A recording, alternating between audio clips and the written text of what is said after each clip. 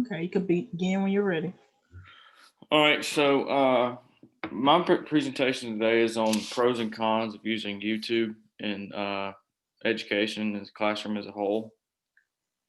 Uh, so one of the perks of using the website known as YouTube in the classroom is, it's kind of crucial. Uh, oh,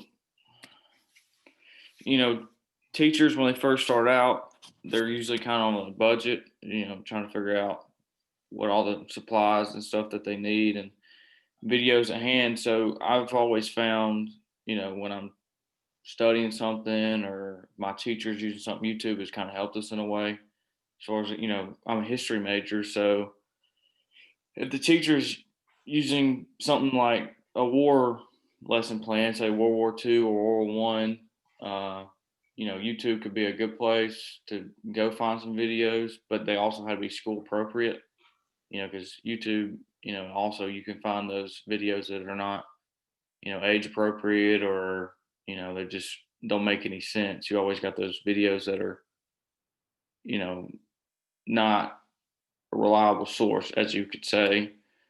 So YouTube in the classroom, when COVID started back in March and Miles was shut down, everybody was kind of shocked and just kind of wondering what we were going to do as far as, teaching in the classroom or observation hours for education programs or, just many different things. And YouTube has been, a help to me on some stuff. I took elementary Spanish back in the spring, so YouTube was able to kind of help me with that.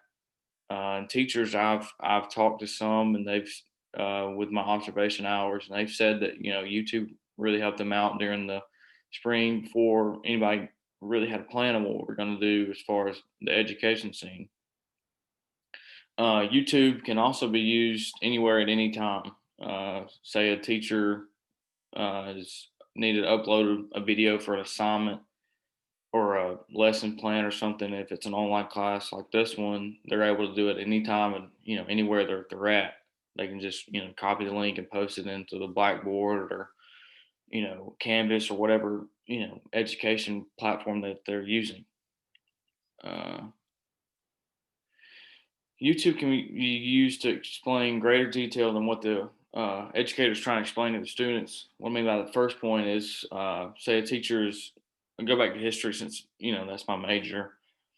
Let's say the teacher was talking about the Great Depression, and the students are not really involved in the lesson because the Great Depression can kind of get continuous as far as what happened. So they just pulled up a video. For example, the other day I was doing observation hours in a high school classroom, and the teacher had a lesson plan on World War I before the uh, Great Depression, and she was able to go on YouTube and find some clips from the movie 1917, which was basically about these two guys who are messengers for the army, and they're having to go across enemy lines to give a message before technology was improved to that extent back in the day. And she was able to go to YouTube with the restrictions of whatever county that she's in to be able to find an age appropriate video for that class. um, if you take a math class, for example, if they're learning about geometry and the teacher's having trouble explaining the geometry method, they may be able to go to the YouTube and find a video of somebody further explaining what they're trying to show for geometry in that lesson plan that day. So YouTube can offer a variety of ways to help students. You have those kids who have many different backgrounds, many different ways they were brought up, and not a lot of kids are fortunate enough to be able to get a tutor if they're struggling in classes. But YouTube is able to be a second source of free place to go find any way of some kind of tutor that they're trying to help their kids out with, because with all this COVID stuff and parents having to be home with their kids, students are having trouble understanding the lesson that whatever class they're trying to having trouble to understand in any way, shape, or form. So parents are able to go on to YouTube and search up something about biology that's school appropriate, or And economics, if you're a senior in high school, is trying to figure out government and econ because it's kind of crazy out in the world these days, trying to figure out the stock market and stuff like that. So YouTube is able to broaden that in very ways to explain, the subject at hand. YouTube, as far as teachers goes, say I was able to upload a video on whatever curriculum that I was teaching for that year. I'm able to upload it to YouTube, and maybe a teacher in a whole different county and a whole different state's able to find that video, and that creates a network of teachers being able to share that same video, or that's got the lesson plan or PowerPoints, whatever on it, that's able to help them, be more creative in their classroom. Teachers are, they're all about helping each other out. They don't want to be better than somebody else. They're trying to, help the next person out so they can improve their school, because you always want to be the top of the line kind of school wherever you're teaching at elementary, middle school, or high school, or even college. You're trying to be the top of the line kind of professor or educator for your school. So YouTube is allowed people or teachers to create a variety of ways to share their knowledge and share their ideas on a video that can be spread all over the world for the right purposes. So, yes, there are many ways that YouTube can be helpful for students and teachers, but there's also a lot of bad ways that YouTube is not effective. Like I was saying earlier, not every video on YouTube is a reliable source. You go and search, just some random video, and it could pull up something completely different than it shows on the preview or in the title. That's why, teachers are not so much big or not so big about using YouTube, so they don't have to dig through and sort out the real videos from the fake ones, or source out the real sources from the fake sources. Some of the videos on YouTube are not age appropriate. So, say if you got a kid that's in elementary school, third, fourth grade, you don't want him watching the same things that a high school age or college age kid is watching.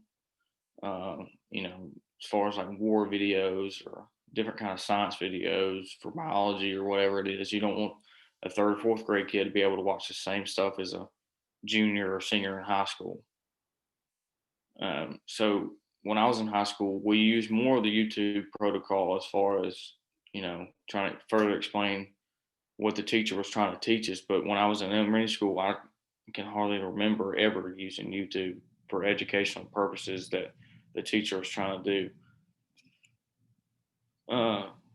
Another con of using YouTube is, trying to make sure that you have internet connection. If you're in a bad area, as far as like these COVID areas where the school that I observe at, uh, they have majority of their kids back in school rather than being remote, because where they're located at is such a bad area for internet that they're not able to get onto these online meetings, or they're not able to watch these videos. They have to come use the school Wi-Fi.